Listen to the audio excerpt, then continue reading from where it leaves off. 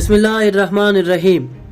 کیا آپ ایک ایسے انسان کے متعلق جانتے ہیں جو آدمی سے عورت میں تبدیل ہوا، اولاد پیدا کی اور 6 سال بعد دوبارہ آدمی بن گیا؟ اس آدمی کے ساتھ ایسا کیا ہوا کہ امام علی علیہ السلام نے اسے مسخ کر کے عورت بنا دیا؟ اگر آپ اس حیران کن واقعے کو جاننا چاہتے ہیں تو جڑے رہیے ہمارے ساتھ اس ویڈیو میں۔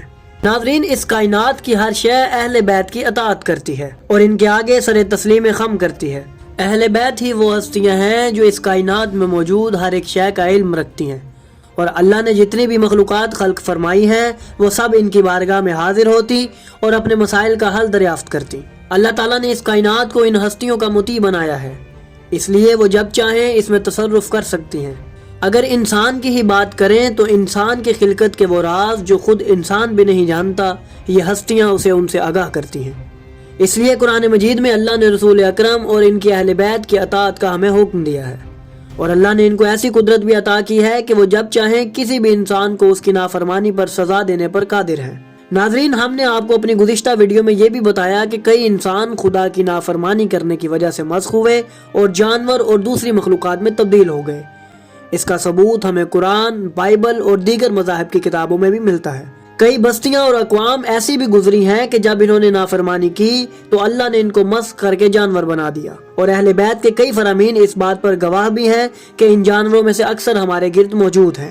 یہ عذاب صرف پچھلی امتوں پر ہی نہیں آیا، بلکہ اس امت میں بھی کئی افراد مسخ ہوئے، جس کی تفصیل ہمیں کتابوں میں ملتی ہے۔ گزشتہ انبیاء میں سے حضرت موسیٰ اور حضرت داؤد علیہ السلام کی قوم کا مسخ ہونا تو آپ سب جانتے ہی ہیں۔ آج ہم آپ کو ایک ایسا واقعہ سنانے والے ہیں جس میں امام علی علیہ السلام نے ایک شخص کو رسول اکرم کی تکذیب کرنے پر مسخ کر دیا، اور جب اسے ندامت ہوئی تو اس نے توبہ کرنے کا ارادہ کیا تو آپ نے اس شخص کو دوبارہ اس کی اصلی حالت پر پلٹا دیا۔ اس شخص کے ساتھ کیا ماجرا پیش آیا، یہی سب آج ہم آپ کے سامنے بیان کریں گے۔ ناظرین، اس طرح کے کئی معجزات ہمیں سیرت کی کتابوں میں ملتے ہیں جن میں اہل بیت نے اللہ کی عطا کی ہوئی قدرت کو لوگوں پر ظاہر کیا اور ان کے سامنے اللہ کا دین پیش کیا، جن معجزات کو دیکھنے کے بعد کئی گروہ ایمان لے آئے۔ امام محمد باقر علیہ السلام کا فرمان اقدس ہے کہ اللہ نے ہمیں اس بات پر قدرت عطا کی ہے کہ ہم جب بھی کچھ چاہتے ہیں تو ہم اللہ سے دعا کرتے ہیں اور وہ ویسا ہی ہمارے لیے کر دیتا ہے۔ اس فرمان کی روشنی میں ہمیں اہل بیت کو عطا ہوئے معجزات کی حقیقت معلوم ہوتی ہے کہ اللہ تعالیٰ نے انہیں اس پوری دنیا پر تسلط دیا ہوا تھا جس سے وہ جو چاہتے انجام دیتے تھے۔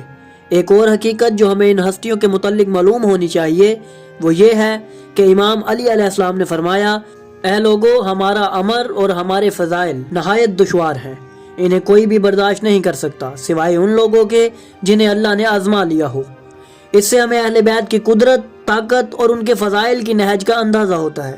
ناظرین، ایک دن امیر المومنین علی ابن ابی طالب علیہ السلام عوام سے رسول اکرم کی شان بیان کر رہے تھے اور لوگوں کو معراج کی حقیقت سے آگاہ کر رہے تھے۔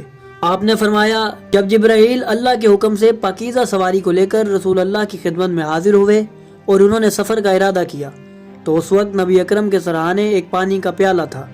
جب آپ نے حرکت کی تو آپ کا دامن اس پیالے سے جا لگا، جس سے وہ پیالہ زمین پر الٹ گیا اور اس سے پانی گرنے لگا، اور جب آپ معراج کے عظیم سفر سے واپس آئے تو وہ پیالہ ویسے ہی بہہ رہا تھا اور ان کا بستر بھی اسی طرح تھا جیسے وہ پہلے چھوڑ کر گئے تھے۔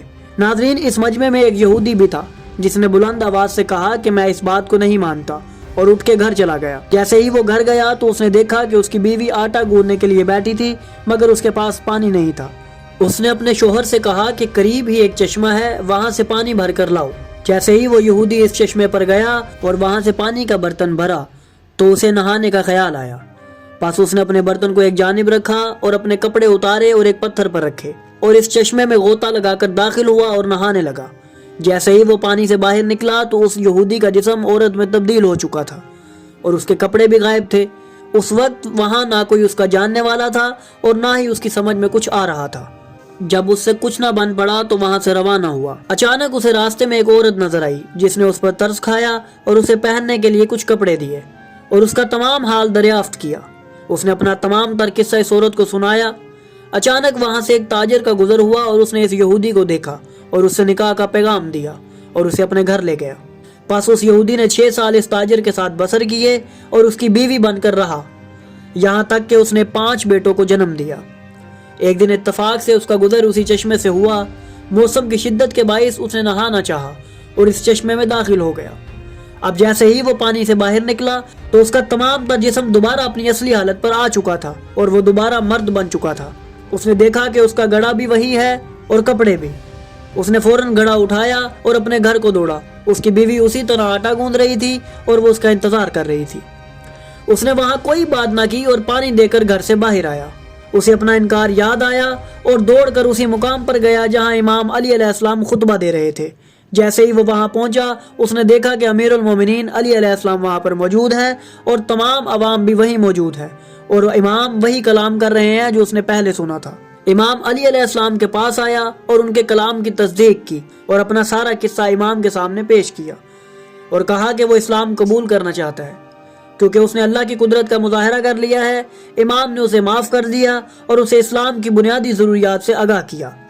ناظرین، یہ واقعہ ہمیں ڈیروں سیرت کی کتابوں میں ملتا ہے اور اس کے علاوہ اور بھی بہت سے ایسے معجزات کتابوں میں موجود ہیں جن میں اہل بیت نے اللہ کی عطا کردہ قوت کا مظاہرہ لوگوں کو کرایا۔ امام علی علیہ السلام نے کئی اور مقامات پر بھی نافرمان انسانوں کو مسخ کیا اور ان کی توبہ پر انہیں دوبارہ اصل حالت پر پلٹایا۔ ان واقعات کو بھی ہم آپ کے سامنے پیش کرتے رہیں گے۔